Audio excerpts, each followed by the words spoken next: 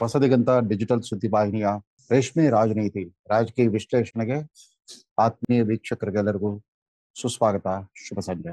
ರಾಯ್ಬರೇಲಿಯ ಶಹಜಾದ ರಾಹುಲ್ ಗಾಂಧಿ ಹಲವಾರು ದಶಕಗಳಿಂದ ಅಂದ್ರೆ ಬಹುಶಃ ಕಳೆದ 6 ದಶಕಗಳಿಂದ ಭಾರತದಲ್ಲಿ ಪ್ರಪ್ರಥಮ ಸಾರ್ವತ್ರಿಕ ಚುನಾವಣೆಯ ಪ್ರಾರಂಭವಾದ ದಿನದಿಂದ ಕೂಡ ಈ ಉತ್ತರ ಪ್ರದೇಶದ ರಾಯ್ಬರೇಲಿ ಕ್ಷೇತ್ರ ಒಂದು ರೀತಿಯಲ್ಲಿ ಜವಾಹರ್ಲಾಲ್ ನೆಹರು ವಂಶಸ್ಥರ ಒಂದು ಪಾಳೆಪಟ್ಟಾಗಿ ಹೋಗ್ಬಿಟ್ಟಿದೆ. ಇದಕ್ಕೆ ಸಾಕ್ಷಿ ಮೊನ್ನೆ ರಾಯ್ಬರೇಲಿ ಲೋಕಸಭಾ ಕ್ಷೇತ್ರದಿಂದ ಚುನಾವಣಾ ಕಣಕ್ಕಿಳಿದು ನಾಮಪತ್ರ ಸಲ್ಲಿಸಿದ ರಾಹುಲ್ ಗಾಂಧಿಯವರು ನಿನ್ನೆ ತಮ್ಮ ಪ್ರಪ್ರಥಮ ಸಾರ್ವಜನಿಕ ಪ್ರಚಾರ ಸಭೆಯಲ್ಲಿ ಮಾತಾಡ್ತಾ ಬಹುಶಃ ಭಾರತದ ಯಾವುದೇ ಕುಟುಂಬ ಕೂಡ ಒಂದು ಕ್ಷೇತ್ರದ ಜೊತೆಗೆ ಒಂದು ಶತಮಾನದಷ್ಟು ಸುದೀರ್ಘ ಕಾಲದ ನೆಂಟಸ್ತಿಕೆಯನ್ನು ಇಟ್ಕೊಂಡಿರೋ ಉದಾಹರಣೆ ಇಲ್ಲ ಅಂತ ಕಾಣುತ್ತೆ. ಅಂಥ ಒಂದು ಹೆಮ್ಮೆ ನಮ್ಮ ಕುಟುಂಬದ್ದು. ನಮ್ಮ ಕುಟುಂಬಕ್ಕೆ ಈ ರಾಯಬರೇಲಿ ಕ್ಷೇತ್ರದ ಜೊತೆಗೆ 1 ಶತಮಾನದ ನೆಂಟಸ್ತಿಕೆ ಇದೆ. ಅವ್ರು ಮಾತಾಡ್ತಾ ಇದ್ದ ಧಾಟಿ ನೋಡಿದಾಗ ರಾಯಬರೇಲಿ ಅಂದ್ರೆ ಅದೇನೋ ತಮ್ಮ ಕುಟುಂಬದ ತಮ್ಮ ರಾಜ ಪರಿವಾರದ ಒಂದು ಸಾಮ್ರಾಜ್ಯ ಆಗಿತ್ತು. ನೆಹರು ಕುಟುಂಬ ಅಂದ್ರೆ ಒಂದು ಮಾಜಿ ಸಂಸ್ಥಾನಿಕರ ಸಾಮ್ರಾಜ್ಯ ಅನ್ನೋ ರೀತಿಯಲ್ಲಿ ಅವ್ರು ಮಾತಾಡ್ತಾ ಹೋದ್ರು. ಅವ್ರ ಬಾಯಲ್ಲಿ ಇದೇ ಮೊದಲ ಬಾರಿಗೆ ಬಹುಶಃ ನಮ್ಮ ಪಕ್ಷ ಅನ್ನೋ ಮಾತೇ ಬರಲಿಲ್ಲ. ನಮ್ಮ ಕುಟುಂಬ ಅಂತ. ಕರ್ನಾಟಕದಲ್ಲಿ ಯಾವ ರೀತಿ JDS ರಾಜ ಪರಿವಾರದ ಕುರಿಗಳು ಮಾತಾಡ್ತಾರೋ ಅದೇ ರೀತಿಯಲ್ಲಿ ನಮ್ಮ ಕುಟುಂಬ ಅಂತ ನಿನ್ನೆ ಮಾತಾಡ್ತಾ ಇದ್ರು. ಅದಷ್ಟೇ ಅಲ್ಲ, ಇದೇ ಮೊದಲ ಬಾರಿಗೆ ತಮ್ಮ ಮುತ್ತಾತ ಜವಾಹರ್ಲಾಲ್ ನೆಹರೂರವರನ್ನ ಸ್ಮರಿಸಿಕೊಂಡ್ರು. ಜವಾಹರ್ಲಾಲ್ ನೆಹರೂರವರಿಗೆ ರಾಜಕಾರಣವನ್ನ ಕಲಿಸಿಕೊಟ್ಟಿದ್ದೇ ಈ ರಾಯಬರೇಲಿ ಕ್ಷೇತ್ರ. ಹಿಂದೆ 1925ರಲ್ಲಿ ಇಲ್ಲಿ ರೈತರ ಹೋರಾಟ ನಡೆದಾಗ ಪಂಡಿತ್ ಜವಾಹರ್ಲಾಲ್ ನೆಹರು ಅವರು, ಆಗ ಅವರು ಏನೂ ಆಗಿರಲಿಲ್ಲ, ಸ್ವಾತಂತ್ರ್ಯ ಹೋರಾಟಗಾರರಾಗಿದ್ರು. ಅವರು ಖುದ್ದಾಗಿ ರಾಯಬರೇಲಿಗೆ ಆಗಮಿಸಿ ಇಲ್ಲಿ ರೈತರ ಸಮಸ್ಯೆಗಳನ್ನ ಅರ್ಥ ಮಾಡಿಕೊಂಡು ಅದರ ಪರವಾಗಿ ಹೋರಾಟ ನಡೆಸಿದ್ರು ಅಂತ ನೆನಪಿಸ್ಕೊಂಡ್ರು. ನಮ್ಗಿದೇ ಆಶ್ಚರ್ಯ.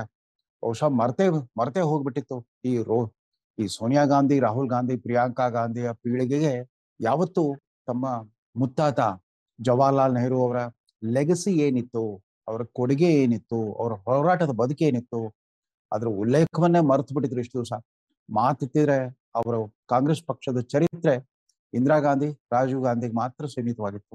ತದನಂತರ ವರ್ತಮಾನಕ್ಕೆ ಬಂದಾಗ ಸೋನಿಯಾ ಗಾಂಧಿ ಅವರ ಮಹಿಮೆಯನ್ನ ಅವ್ರು ನೆನಪಿಸ್ಕೊಳ್ತಾ ಇದ್ರು. ಇದೇ ಮೊದಲ ಬಾರಿಗೆ ಜವಾಹರ್ಲಾಲ್ ನೆಹರು ಅವರನ್ನ ನೆನಪಿಸ್ಕೊಂಡ ಈ ರಾಹುಲ್ ಗಾಂಧಿ ರಾಯ್ಬರೇಲಿ ಜನರನ್ನ ತಮ್ಮ ಮತದಾರರು ಅಂತ ಭಾವಿಸ್ತಾ ಇಲ್ಲ ಅಂತ ಕಾಣುತ್ತೆ. ಅವ್ರು ಏನೇ ಇದ್ರು ಕೂಡ ತಮ್ಮ ರಾಜವಂಶದ ಚಾಕರಿಗಿರೋ ಒಂದು ಪರಿಚಾರಕರ ಸಮುದಾಯ ಅಂತ ಅನ್ಕೊಂಡ್ಬಿಟ್ಟಿದ್ದಾರೆ ಅಂತ ಕಾಣುತ್ತೆ. ಅವರ ಮಾತಿನ ಧಾಟಿ, ಅವರ ಧ್ವನಿಯ ಏರಿಳಿತಗಳೆಲ್ಲ ಅದೇ ರೀತಿ ಇತ್ತು. ನೀವೆಲ್ಲ ಒಂದು 100 ವರ್ಷಗಳಿಂದ ನಮ್ಮ ಮನೆತನದ ಚಾಕರಿ ಮಾಡ್ತಾ ಬಂದಿದ್ದೀರಿ. ಇದೀಗ ನಾನು ಇಲ್ಲಿ ರಂಗ ಪ್ರವೇಶ ಮಾಡಿದ್ದೇನೆ, ನನಗೂ ಕೂಡ ಅದೇ ತರ ಚಾಕರಿಯನ್ನು ಮುಂದುವರಿಸಿ ಅನ್ನೋ ರೀತಿಯಲ್ಲಿ ಅವ್ರು ಮಾತಾಡಿ ಅವ್ರೆಂದು ನಾವೆಲ್ಲ ರಾಯಬರೇಲಿ ಕ್ಷೇತ್ರದ ಜನಸೇವಕರು ಅನ್ನೋ ಮಾತು ಅವ್ರ ಬಾಯಲ್ಲಿ ಬರಲಿಲ್ಲ. ಇದು ನಮ್ಮ ಕುಟುಂಬದ ಒಂದು ಸಾಮ್ರಾಜ್ಯ. 100 ವರ್ಷದ ಒಂದು ನೆಂಟಸ್ತಿಕೆಯನ್ನು ಇಟ್ಕೊಂಡ್ರು ಬೇರೆ ಯಾವುದೇ ರಾಜಕೀಯ ಕುಟುಂಬ ಭಾರತದಲ್ಲಿ ಇರಲಾರದು ಅಂತ ಬಹಳ ಹೆಮ್ಮೆಯಿಂದ ಹೇಳ್ಕೊಂಡ್ರು. ಅದ್ರ ಜೊತೆಗೆ ಹಿಂದಿನ ದಿನ ಮಾಧ್ಯಮದವರು ತಾವು ನಾಮಪತ್ರ ಸಲ್ಲಿಕೆ ಆದ ಮೇಲೆ ಮಾಧ್ಯಮದವರ ಜೊತೆಗೆ ಮಾತಾಡ್ತಾ ಕಾಂಗ್ರೆಸ್ ಪಕ್ಷದಲ್ಲಿ ಕೂಡ ಒಂದು ಬದಲಾವಣೆ ಆಗಬೇಕಾಗಿದೆ, ಇಲ್ಲಿ ಎಲ್ಲವೂ ನೆಟ್ಟಗಿಲ್ಲ ಅನ್ನೋ ಮಾತು ಕೂಡ ಹೇಳಿದ್ರು. ಅಂದಹಾಗೆ ರಾಹುಲ್ ಗಾಂಧಿ ಅವರು ವರ್ತಮಾನದಲ್ಲಿ ಕಾಂಗ್ರೆಸ್ ಪಕ್ಷದಲ್ಲಿ ಏನು, ಅವರ ಪದನಾಮ ಏನು? ಬಹುಶಃ ಸೋನಿಯಾ ಗಾಂಧಿ ಮತ್ತು ಅವ್ರ ಮಕ್ಕಳಿಗೆ ಯಾವುದೇ ಪದನಾಮದ ಅಗತ್ಯವೇ ಇಲ್ಲ ಅಂತ ಕಾಣುತ್ತೆ. ಉಳಿದವ್ರಿಗಾದ್ರೆ ಒಂದು ಪದನಾಮ, ಡೆಸಿಗ್ನೇಷನ್ ಬೇಕು. ಉದಾಹರಣೆಗೆ ನಮ್ಮವರೇ ಆದ ಮಲ್ಲಿಕಾರ್ಜುನ್ ಖರ್ಗೆ ಅವರು ಅಖಿಲ ಭಾರತ ಕಾಂಗ್ರೆಸ್ನ ರಾಷ್ಟ್ರೀಯ ಅಧ್ಯಕ್ಷ ಅನ್ನೋ ಒಂದು ಪದನಾಮ ಅವ್ರಿಗೆ ಬೇಕು. ಅದೇ ರೀತಿ ಉಳಿದವರು ಜಯರಾಮ್ ರಮೇಶ್ ಅಥವಾ KC ವೇಣುಗೋಪಾಲ್ ಅವರೆಲ್ಲ ಪ್ರಧಾನ ಕಾರ್ಯದರ್ಶಿ ಅಥವಾ ಕಾರ್ಯದರ್ಶಿಗಳು ಇತ್ಯಾದಿ ಅವರಿಗೆ ಪದನಾಮಗಳಿದೆ. ಅಥವಾ ಪಕ್ಷದ ಪ್ರಧಾನ ವಕ್ತಾರರು ಅನ್ನೋ ಪದನಾಮಗಳಿರುತ್ತೆ. ಈ ಸೋನಿಯಾ ರಾಜವಂಶಸ್ಥರಿಗೆ ಯಾವುದೇ ಪದನಾಮ ಕೂಡ ಬೇಕಾಗಿಲ್ಲ. ಅಧ್ಯಕ್ಷತೆ ಮಲ್ಲಿಕಾರ್ಜುನ್ ಖರ್ಗೆ ಹೊರತು, ಆದ್ರೆ ಪರಮಾಧಿಕಾರವೆಲ್ಲವೂ ರಾಹುಲ್ ಗಾಂಧಿ. ಮಲ್ಲಿಕಾರ್ಜುನ್ ಖರ್ಗೆ ಯಕಶ್ಚಿತ್ ಕೇವಲ ಒಬ್ಬ ರಾಷ್ಟ್ರೀಯ ಅಧ್ಯಕ್ಷ, ಆದ್ರೆ ಕಾಂಗ್ರೆಸ್ ಪಕ್ಷದ ಅನಭಿಷಿಕ್ತ ಸಾಮ್ರಾಟ ರಾಹುಲ್ ಗಾಂಧಿ. ಅವರೊಬ್ಬ ಕಾಂಗ್ರೆಸ್ ಪಕ್ಷದ ಅಧಿಪತ್ಯವೆಲ್ಲವೂ ಕೂಡ ರಾಹುಲ್ ಗಾಂಧಿ ಮತ್ತು ಪ್ರಿಯಾಂಕಾ ಗಾಂಧಿ ಕೈಯಲ್ಲಿ. ಇದನ್ನೇ ಕಾಂಗ್ರೆಸ್ ಕಲ್ಚರ್, ಕಾಂಗ್ರೆಸ್ ಸಂಸ್ಕೃತಿ ಅಂತ ದಶಕಗಳಿಂದ ಈ ರಾಷ್ಟ್ರದ ಜನತೆ ವಿಶೇಷವಾಗಿ ಯಾರು ನೆಹರು ಕಾಲದ ಕಾಂಗ್ರೆಸ್ ಅನ್ನು ನೋಡಿದ್ರೋ ಆ ತಲೆಮಾರಿನವ್ರಿಗೆಲ್ಲ ಇವತ್ತು ಕಾಂಗ್ರೆಸ್ ಪಕ್ಷ ತಲುಪಿರೋ ಸ್ಥಿತಿಗೆ ನೋಡಿದ್ರೆ ಅಲ್ಲಿನ ವಾತಾವರಣ, ಆಂತರಿಕ ವಾತಾವರಣ, ಅಲ್ಲಿನ ರಾಜಕೀಯ ಸಂಸ್ಕೃತಿಯನ್ನು ನೋಡಿದಾಗ ವಿಷಾದವಾಗುತ್ತೆ. ನಾವೆಲ್ಲ ನೆಹರು ಕಾಲದಲ್ಲೇ ನಮ್ಮ ಬಾಲ್ಯವನ್ನ ಕಳೆದಿದ್ವಿ. ಆ ಕಾಲದಲ್ಲಿ ಜವಾಹರ್ಲಾಲ್ ನೆಹರು ಅವರ ಕೊಡುಗೆ ಅಂತಂದ್ರೆ ಸ್ವತಂತ್ರ ಭಾರತವನ್ನ ಒಂದು ನಿಜವಾದ ಸಂಸದೀಯ ಪ್ರಜಾಸತ್ತಾತ್ಮಕ ಜಾತ್ಯತೀತ ಗಣರಾಜ್ಯವನ್ನಾಗಿ ಅದನ್ನ ಪೋಷಿಸ್ಕೊಂಡು ಹೋಗೋದು ಅನ್ನೋದು ಅವರ ಕರ್ತವ್ಯ, ಅವರ ಒಂದು ಧೋರಣೆ ಆಗಿತ್ತು. ಅದಾದ ನಂತರ ಇಂದಿರಾ ಗಾಂಧಿ ಅವರ ಕಾಲದಲ್ಲಿ ಮೊಟ್ಟ ಮೊದಲ ಬಾರಿಗೆ ಈ ರಾಷ್ಟ್ರ ಸರ್ವಾಧಿಕಾರದ ಒಂದು ಭಯಾನಕ ಅನುಭವವನ್ನ ಕಾಣಬೇಕಾಗಿ ಬಂತು. ರಾಹುಲ್ ಗಾಂಧಿ ಅವರೆಲ್ಲೂ ಆ ಅವಧಿಯನ್ನ ನೆನಪಿಸ್ಕೊಳ್ಳೋದೇ ಇಲ್ಲ. ಅಷ್ಟೊತ್ತಿಗಾಗಲೇ ರಾಹುಲ್ ಗಾಂಧಿ ಹುಟ್ಟಿದ್ರು. 1975 ಜೂನ್ 25ಕ್ಕೆ ಅವರ ಅಜ್ಜಿ ಇಂದಿರಾ ಗಾಂಧಿ ಅವರು ಅಚಾನಕ್ಕಾಗಿ ಈ ದೇಶದ ಮೇಲೆ ತುರ್ತು ಪರಿಸ್ಥಿತಿಯನ್ನು ಹೇರಿ ಸುಮಾರು 20 ತಿಂಗಳ ಕಾಲ ತಮ್ಮ ಸರ್ವಾಧಿಕಾರದ ಪ್ರದರ್ಶನವನ್ನು ಮಾಡಿದಾಗ ರಾಹುಲ್ ಗಾಂಧಿ ಇನ್ನು ಬಾಲ್ಯಾವಸ್ಥೆಯಲ್ಲಿ ಇದ್ರು. ಆದ್ರೆ ಇವತ್ತು ಉಳಿದ ಈ ಪ್ರಪಂಚದ ಎಲ್ಲ ವಿಷಯಗಳ ಬಗ್ಗೆ ಬೃಹಸ್ಪತಿಯ ತರ ಭಾಷಣ ಮಾಡೋ ರಾಹುಲ್ ಗಾಂಧಿ ಜೊತೆಗೆ ಆ ತುರ್ತು ಪರಿಸ್ಥಿತಿಯ ಅವಧಿಯಲ್ಲೇ ತಮ್ಮ ಅಜ್ಜಿ ಇಂದಿರಾ ಗಾಂಧಿ ಅವರು ಇದೇ ರಾಯಬರೇಲಿ ಕ್ಷೇತ್ರದಿಂದ ಪ್ರಪ್ರಥಮ ಬಾರಿಗೆ ಒಂದು ಹೀನಾಯವಾದ ಸೋಲು ಅನುಭವಿಸಬೇಕಾಗಿ ಬಂತು. ಅದಕ್ಕೂ ಮುಂಚೆ 6 ವರ್ಷಗಳಿಗಿಂತ ಮುಂಚೆ 1971ರಲ್ಲಿ ಅವರು ರಾಯಬರೇಲಿ ಕ್ಷೇತ್ರದಿಂದ ಗೆದ್ದಿದ್ರು.